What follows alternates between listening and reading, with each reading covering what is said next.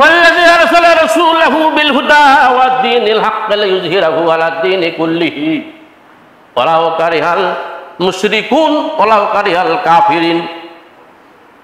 দুইটাই আছে।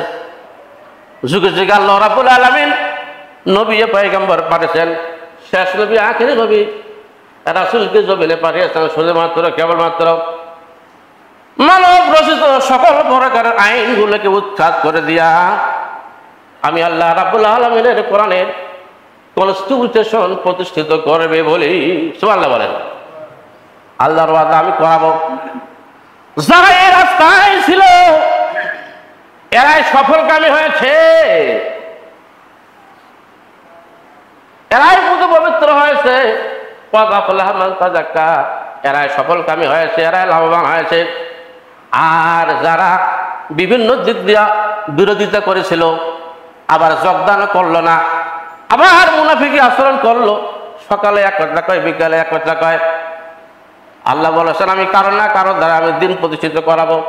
এই মানুষগুলা বঞ্চিত হয়ে গেল। যখন ঠিক কিনা?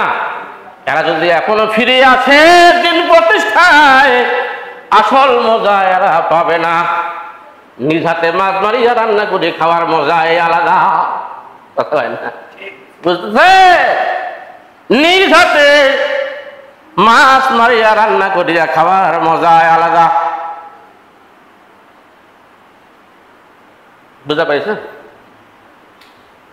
যারা জেল খাটিলাম এদের আনন্দ এখন বেশি না কম? যারা এখন সন্তান প্রসব হয়ে যাওয়ার পরে যখন বাচ্চাটার মুখের দিকে তাকায়, মায়ের সন্তান প্রসবের বেদনা, 10 মাসের যন্ত্রণা সব যেমন হলে যায়, এতদিন জেল কাটার পরে আর পালিয়ে বেড়ার পরেও এই তৃপ্তিটা যে কি পাচ্ছি বাবা, এটা বলা বড় কঠিন, ঠিক কিনা? সবাই পাবে না, সবাই পাবে না। জমজম কুবের পানি আর চিনি দিয়া মিশাল করে খাওয়া পানি এক নয়, বুঝাইতে পারলা?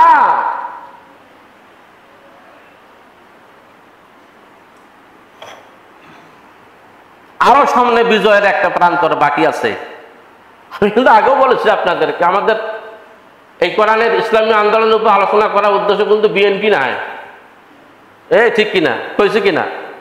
আমাদের নেতা মির্জা ফখরুল নয়, আমাদের নেতা বিশ্বনবী মুহাম্মদ রাসূলুল্লাহ সাল্লাল্লাহু আলাইহি ওয়াসাল্লাম। রাসূলের দলের একটা অনুসরণ করো, আল্লাহর আনুগত্য করো, রাসূলের আনুগত্য করো। ওই নেতার আনুগত্য করে যে নেতা আল্লাহ আল্লাহ রাসূলের দিকে ডাক দেয়, ঠিক কিনা? সুবহানাল্লাহ বলেন না?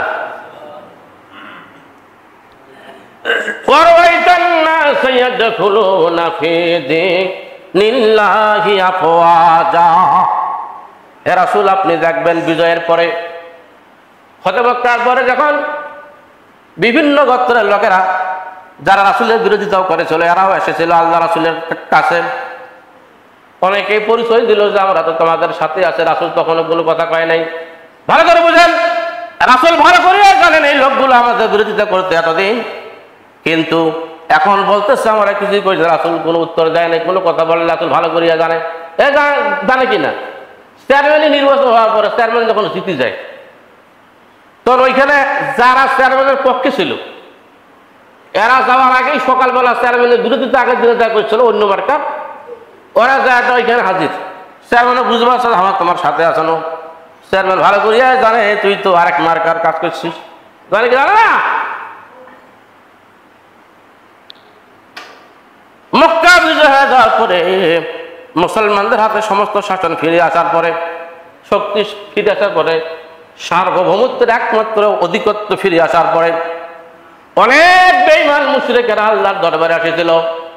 আর রাসূল তাদেরকে গ্রহণ করেছিলেন, তাদেরকে ধিক্কার দেয় না। আপনারা বলেন, এটা এই দিকে তাকান না কেন? টুপি কি হয়েছে?